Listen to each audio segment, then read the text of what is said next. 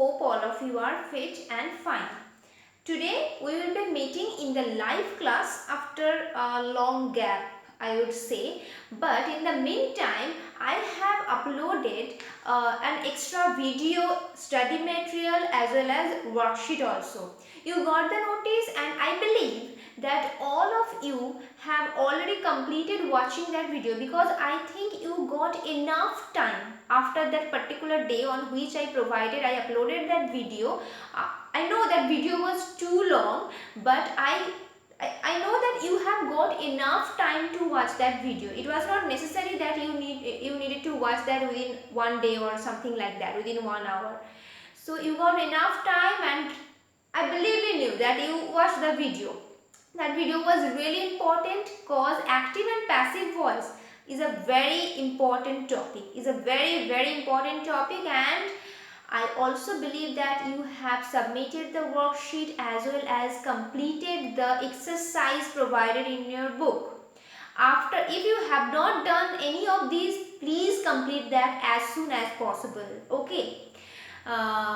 What was I saying? Yes, another thing is, most of the answers of that exercise of active and passive voice have been provided in the previous study material, and the remaining answers I will provide in today's study material.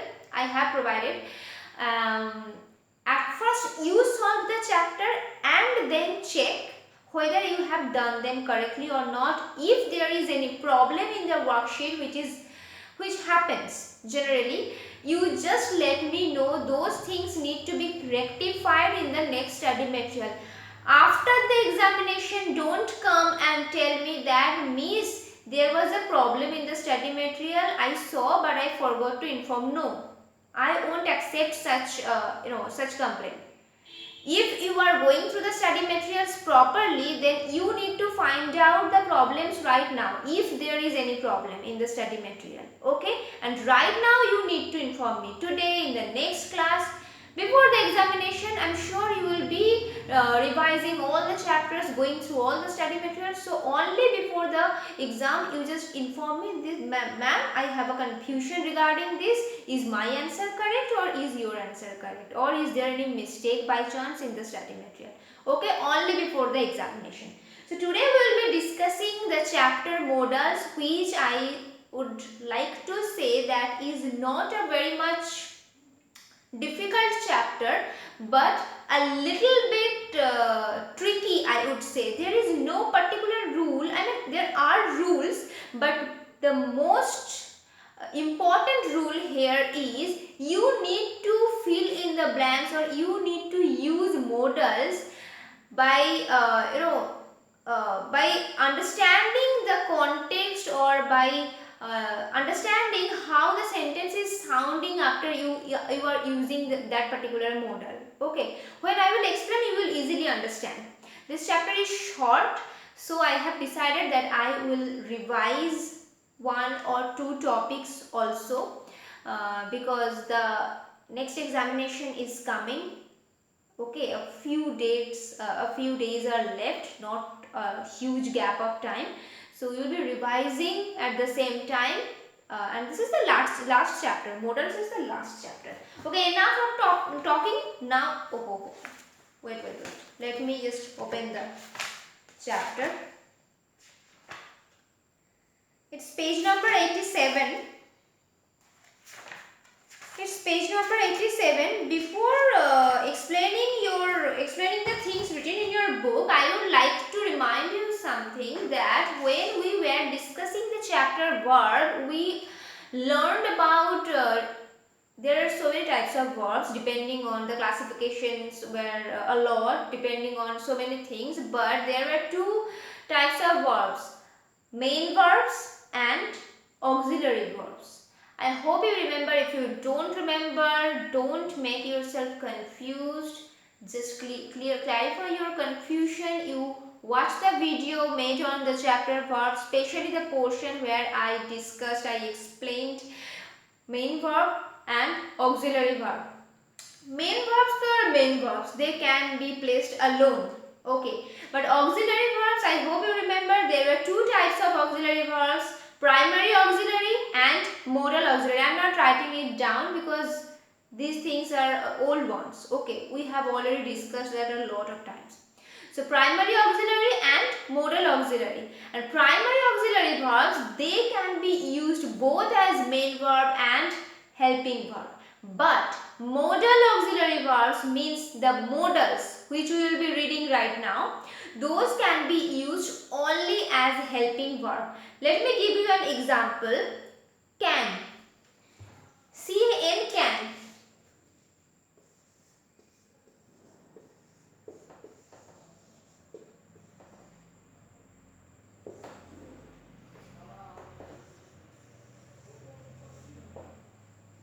I can this task.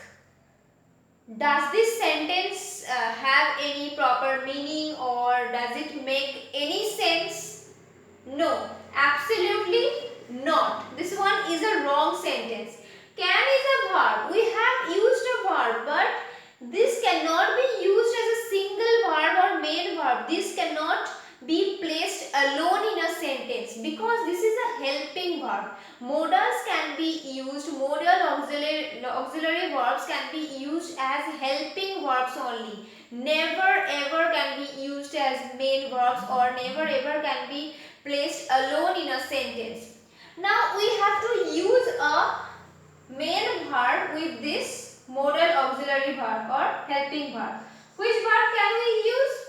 I can do this task. After that, full stop. I hope you can see the full stop. So this one is the main verb here, and this one is the helping verb here.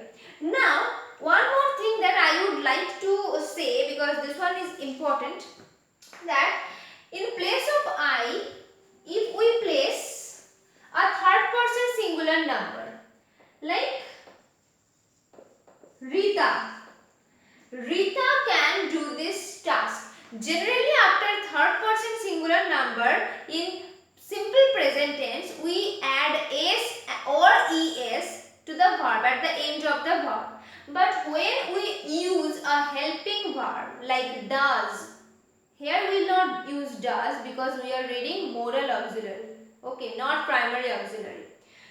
Here we are using a modal which is used as a helping verb can. So obviously after that you will not add any s or es. Just as we say na, she does she does not want any chocolate.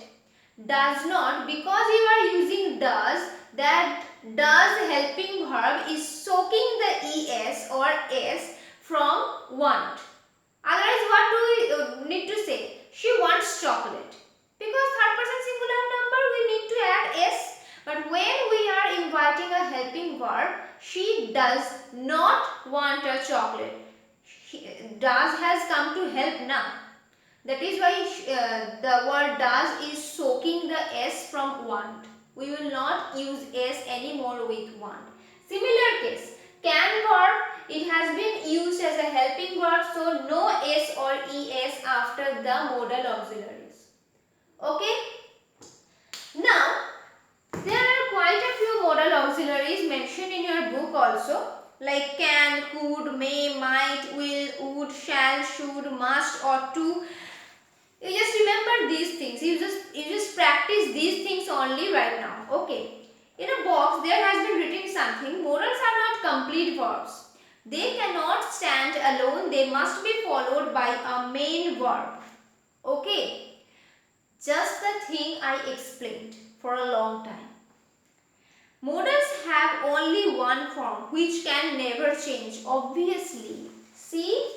These modal verbs, they cannot be changed, like you cannot say cans or something like that. But along with tense, with tense they can be changed. But we generally consider that could is another modal verb. Okay, I will explain this later, don't worry. At first we will learn uses of modals. First one, asking for permission. When we ask for permission to keep that sense intact, we use these modal verbs may, can, could. Now where to use may, where to use can, where to use could. May we all know when we ask for any formal permission. Like if you are entering the principal's room, what will you ask? May I come in, ma'am? There obviously you will not ask, can I come in, ma'am? This is not formal at all. Okay, in formal cases when you are asking for permission, you need to use may. After that, can. Can is friendly or informal cases when you are asking a pencil from a friend. Hey, can I borrow your pencil? In such cases, we use can in informal, friendly cases. And could, where do we use could? Where, very much politeness. The things are, you need to keep the things very polite. Okay, it can be used in case of formal cases, informal cases where very much polite. You need to be very much polite. We need to use could in place of can or may.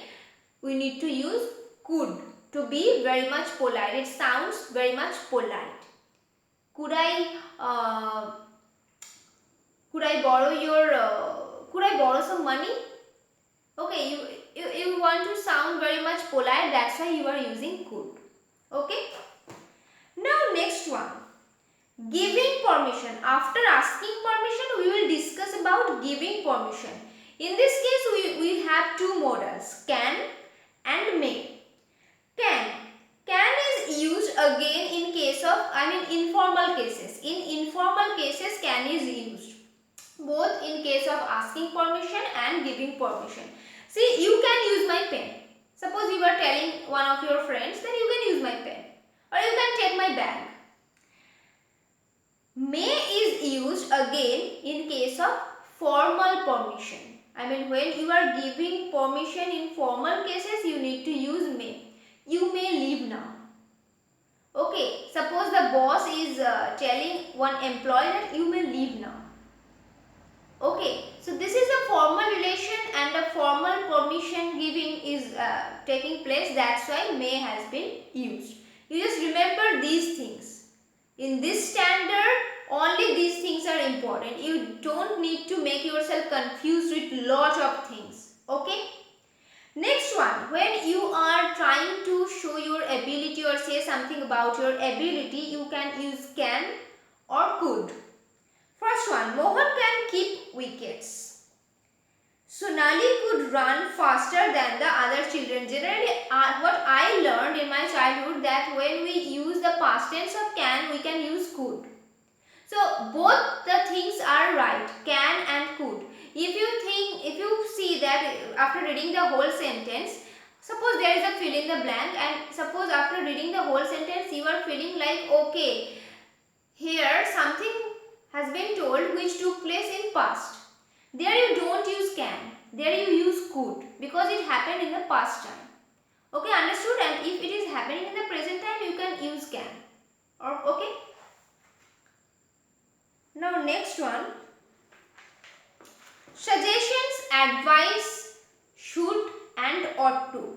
Okay, something I would like to say here, should and ought to, both the things are used in case of giving suggestions and advice. Okay, but what I learned, I would like to share with you. This is not a very strict rule though nowadays, that ought to is generally used when there is a moral sense implied in that advice. Moral sense in, suppose we ought to respect our parents. There is a moral sense. Suppose I am telling you, you should do your homework. Not doing your homework is bad, but there is no moral sense. Okay. Generally, I learned that we need to use ought to when there is a moral sense implied in the statement. Okay, but in your book nothing like that has been mentioned, so you can go for both. Okay, they have kept it flexible. Now possibility, may, might, could. Where to use may? When there is a good possibility. Okay, Ananya may be in her room. I am almost sure, very much sure that yes, she may be in her room. When I am talking about a weak possibility, that I am not at all sure whether whatever I am saying is right or wrong. Like, I might come to your house in the evening, but the chances are low. There is a weak possibility of this thing to take place. Then we will use might. In case of strong possibility, may. In case of weak possibility, might. Next, I wonder where the car keys are. They could be under the pillow. A very weak possibility. In case of weak possibility, might. So many mosquitoes. Their number has grown, I don't know why. They could be under the pillow. Very weak possibility. Weak possibility might. Very weak possibility could. Okay. So could can indicate possibility also, and could can indicate ability also. Possibility, very weak possibility, and ability, both the things. Now, wish. In case of wishing someone, we can use may, or when we make a wish for someone, we say, "Na, may God bless you." This is a very common thing. So may is used in so many cases. You just memorize these things. Okay. Necessity. In case of necessity, we use must. We use have to, has to also, but as now we are learning modal verbs, you just remember must. You must do this means it is necessary for you to do this. You must not avoid it. Okay. So these are the modal verbs that have been discussed in your book. You just go through it, try to memorize the certain things that have been mentioned, and then solve the worksheet. I have provided the answers in today's study material, I know, but don't copy the answers. If there is any mistake in the study material, if you just copy, you will not be able to rectify that. Okay, that will be wrong only. At first you solve on your own, then check from the study material. Okay. Now we will be revising another thing, that is the format of letter writing. Formal letter writing. I hope you remember what a formal letter writing is, that I explained in the before the previous examination. We have been learning the format of friendly letter writing, which we generally write to the near and dear ones, close ones, relatives, friends. But formal letter writing, this is formal. We do not write formal letter writing to our father, mother, or friends. Okay. These are we write these letters to principal, to teachers. Such letters we are talking about. Now the format is different, obviously, from that of the friendly letter writing. In friendly letter writing, do you remember? Did we need to mention the address of the receiver? No, but in case of formal letter writing, we need to mention both the addresses of receiver and sender. But there is a rule again. Okay, about the punctuation also you be very careful. You disheartened me a lot, because a lot of times we discussed about the format of friendly letter writing. Even after that, most of the students, they have provided incorrect format. I really have no idea why you did this. I think the format of letter writing was the only topic that was discussed, that was revised more than twice or thrice. 3 times, more than 2 or 3 times. Even after that it happened. This time don't repeat the same mistake. We are not learning any descriptive letter, not the general letter writing. We are learning just the format. So do memorize the format very much, appropriately. See, exact date of writing the letter needs to be mentioned. Exact date of writing the letter, that needs to be mentioned. This is common in both friendly letter writing and formal letter writing.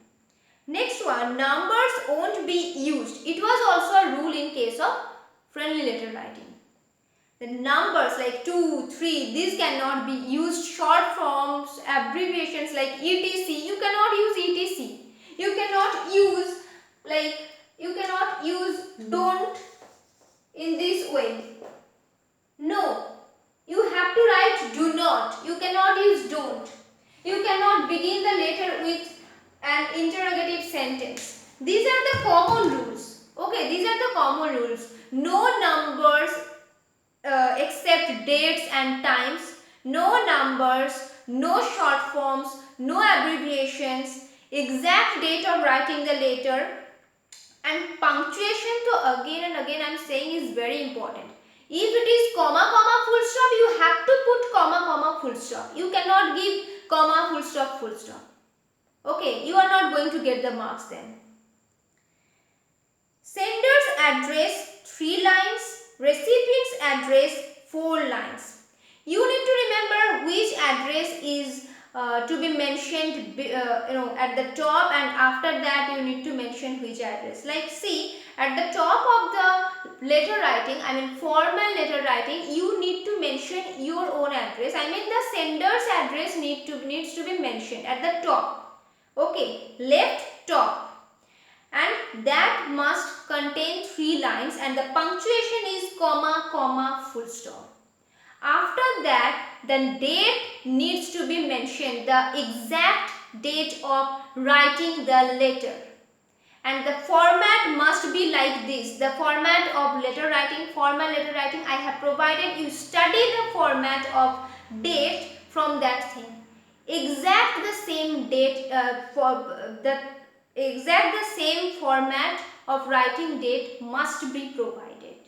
Okay, and there is no punctuation in the date line. There is no punctuation. After that, after writing the date, you need to, at the bottom of that, you need to put the recipient's, I mean the receiver's address. That must contain 4 lines, comma comma comma, no full stop. Okay, and at the last line there must be the pin code. You just study the format, you will easily understand. Okay, study the format, you will easily understand. After that, obviously, dear madam, salutation would be there. After that, there would be a comma. No, my dear. My dear was there in friendly letter writing. Here, dear madam. No respected madam. No, nothing like that. Dear madam, after that, comma. And the letter's body must be divided into 3 paragraphs. 3 hash signs means 3 paragraphs. And after that, at last, thanking you, comma, yours faithfully, comma, full name, the sender's full name, name and title, after that full stop. Comma, comma, full stop is very common. Okay, and thanking you, yours faithfully, you cannot change a single word here. No single comma, full stop can be changed, no single word can be changed. No change in the format, strictly no change. Okay, so be very careful about the format of letter writing. You just learn the format right now. After that, we will learn the writing the body and all those things. Format is really important. Okay, now we will be revising the chapter, the sentence. Okay, I am revising because you will get a whole week to watch the video. Today you can only watch up to this.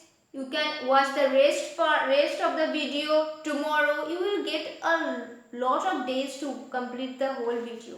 So no problem. And the chapters are really short this time. The first one, the sentence. I hope you remember what a sentence is. Only a group of words. Absolutely not. A sentence is a group of words, and the words must be arranged in a proper way. I cannot say am, girl, I. This is not a sentence. I am a girl. This one is a sentence. Here the words have been arranged properly in a systematic way, and after that at the end there is a full stop. In some cases there is an interrogation mark, question mark. In some cases there is an exclamation mark, and the first letter of the sentence, it must be a capital letter. Okay, so a sentence must express your thoughts in a meaningful way. For that thing, the words should be arranged, must be arranged in a systematic way. It should be punctuated properly, just like the letter writing. It should be punctuated properly, and the first letter must be a capital letter. And there was the topic phrase also. What is a phrase? Phrase is also a group of words which is not meaningless, which is not absolutely meaningless. It does have a meaning but not a complete meaning. Suppose since 2008, since 2008, is it meaningless? It does have a meaning, but suppose I have come in front of you and suddenly I am saying, hey, since 2008. No, it is not conveying any complete meaning. In order to give it a complete meaning, it needs to be placed within a sentence. She has been studying here since 2008. Now since 2008 has a sense. Otherwise alone this group of words has no sense. So such group of words are called to be phrases. Okay, they need to be put in a sentence in order to get a complete meaning. After that, 4 types of sentences has been mentioned at assertive or declarative, interrogative, imperative and exclamatory. Assertive, you know, where we declare something, where we state something. It can be a positive sentence, it can be a negative sentence. Like, I love to go to school. I am stating a fact, that's it. I do not love to go to school. This one is a negative one, but both the sentences, the positive one and the negative one, both the sentences are assertive sentences, statements. Okay, here we are just stating something. Now, if we frame a question through a sentence, if we put forward a question, then that will be an interrogative sentence that asks a question. And now it can be of 2 types. WH question, yes no question. Do you love to go to school? Your answer will be yes, I love to go to school, or no, I don't love to go to school. So, do you love to go to school? This one is a yes no question. Now, if I ask you that what do you like to eat? What do you like to eat? It begins with a WH word. I hope you know WH words. What, how, where, these things. Okay. So, this one is a WH question. Okay. Now, imperative sentence. An imperative sentence expresses a command, request or advice. Command, request or advice. Be very careful whether the provided sentence is an assertive one or an imperative one, because both the sentences end with a full stop. The interrogative sentences, they are very easy to recognize because they end with the question mark. And the exclamatory sentences, where we express strong feeling, wow, such a beautiful picture. Okay, these things, they generally end with an exclamation mark, generally. Okay, in your syllabus, all the sentences they have provided, they end with exclamation mark. So, they are also very easy to, be found out. But imperative and assertive, both these type of sentences, they end with full stop only. If I say, I like the picture, this one is assertive because I am stating something. But open the window, yes, it also ends with a full stop, but here I am giving you a command, open the window. So it is not an assertive sentence, though it ends with a full stop. This one puts forward a command, that's why it is an imperative sentence. Please give me a glass of water. This one also ends with a full stop, but it poses a request, that's why imperative sentence. Let me tell you, develop some taste for classical music.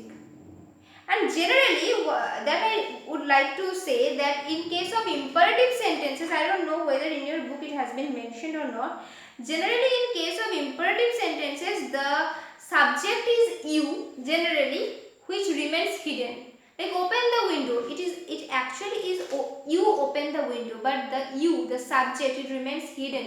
It is a general thing in imperative sentences. Okay, you should do this. This one is an assertive one. Okay. So be very careful when you are choosing a sentences type, and be very careful while choosing imperative and assertive. Okay, there is nothing else. The transformation part that I have already explained, that you need to restore the original word order when you are like, what a comment. This one has been given in your book. What a comment! Exclamation mark. This one is obviously an exclamatory sentence. Suppose I have asked you to make it assertive, to make it a statement. So you need to restore the original word order. That what a comment. Do we speak like this? Subject, verb, object. This is the general structure of a sentence. Add a word to suggest the initial force of the sentence. Like it is a comment. It doesn't sound the same strong. Okay. It is an excellent comment. It keeps the force intact. So these are, and obviously the most important thing is you need to put a full stop at the end of the sentence. No, not the exclamation mark anymore, because you have already transformed it into a statement. Now next one, which is very much connected with sentence, that is subject and predicate. I think the easiest chapter. I believe this one is the easiest chapter and the shortest chapter. Now what is the subject in a sentence? You will find out that there is someone or something, any idea, or there is something about which the sentence has been said, and above all, for which thing or for which person or for which place the verb has been used. Again I am writing a sentence so that you will understand it clearly and you will be able to memorize it for a long time.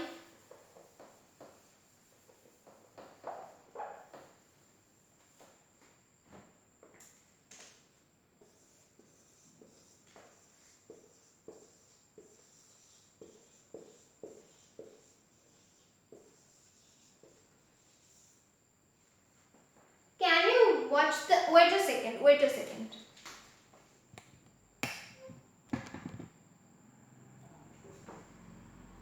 Yes, I hope now you can see the whole sentence, the whole board.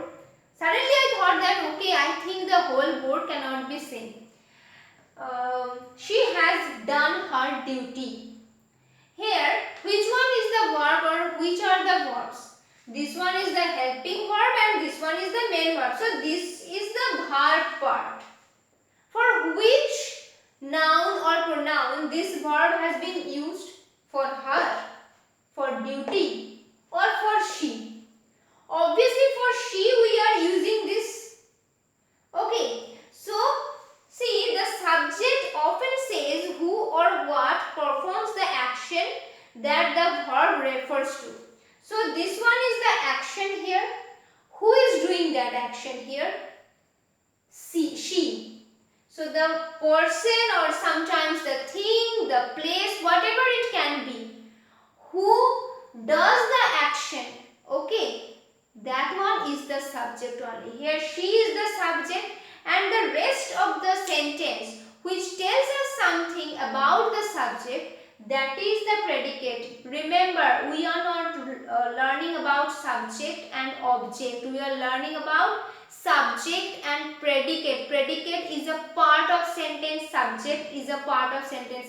Subject plus predicate is equal to sentence. This is the formula. Understood? Subject plus predicate is equal to sentence. This one is the subject and the rest of the sentence, that one is predicate. What I was saying, I don't know whether I explained it before or not. Yes, I guess I explained it, that suppose in this sentence you can see that the subject had been placed at the very beginning and the rest of the part has been used as predicate. But no, this is not this much easy. Sometimes the subject can be divided into two parts. Okay, the subject can be placed at the end. The subject can remain hidden also. Like open the window, in case of imperative sentences, the subject remains hidden and the subject is generally you in case of imperative sentences. Okay, now in the corner of the room stood Ranjit. Who is standing or who was standing? Obviously Ranjit, but see, Ranjit is the subject, though it has been placed at the end of the sentence. So it is not mandatory that the subject will be the first word of the sentence. sentence. Okay, so be very careful. It's not that the first word will be rounded as the subject. No, you need to find out who is doing the action. Okay, that's it. The subject in imperative sentence. This sentence is actually wait outside. Means you must wait outside, but the imperative sentence is wait outside. Here you is hidden. So in case of imperative sentences, the subject is generally hidden. Now, how to find out subject and predicate, I have already explained in the main video. You go and watch the video, you practice these things. You need to just, what do I need to say? Like in questions and exclamations, especially, the word order is slightly changed. In case of exclamatory sentences, obviously the word order is changed, and in interrogative sentences, so the verb comes in the beginning and all those things. So you need to find out the subject in those cases also. So what will you do? That you will write the sentence as a, not write, you will think the sentence as a statement. Like, have they bought the books? This one is the question. Now you need to think it as a statement, that they have bought the books. You don't write it, you just think about it. They have bought the books. So who is doing the duty here? The word they. So they is the subject and the rest of the sentence, that is predicate. Now how nice you are. You try to think it, you just try to imagine it as a statement, as an assertive sentence. You are how nice. Don't change any word. You are not answering any question here. You are just thinking the same sentence as an assertive one. So don't change the sentence. You are how nice. So which one is the word for which you are using the verb are? You. So you is the subject here and the rest of the sentence, that is predicate. In this way you can solve all the subject and predicate questions. So go and study well, watch the videos again and again. If you have any sort of doubt, any query, which is very much normal to have, you can ask me in today's live class, in the next live classes where we will be only revising. Okay, the syllabus has been completed today and we will be revising only. So you just revise the chapters, keep revising, and do let me know if you face any doubt or query. Okay, and be very careful about the format of formal letter writing. Bye bye. We are going to meet in the live class. And another thing, that I have already uploaded the Google Form link of project submission. So keep submitting the projects. In the next video, I will do a thing that I will take the names. I thought that I would do that tomorrow, but within one day, I don't know how many students will submit. So it will be, it will go in vain. So in the next day or in the next video, if I provide any extra video, in that video, in the very beginning, I will take the names of the students whose projects I have already submitted and will be I have already received and will be receiving. Those names will be announced, and you just check whether your name is there or not, and do let me know that, ma'am, I submitted but you didn't get, and technical issues are very much natural, so you just inform me. Okay, so bye bye for now. We are going to meet in the live class.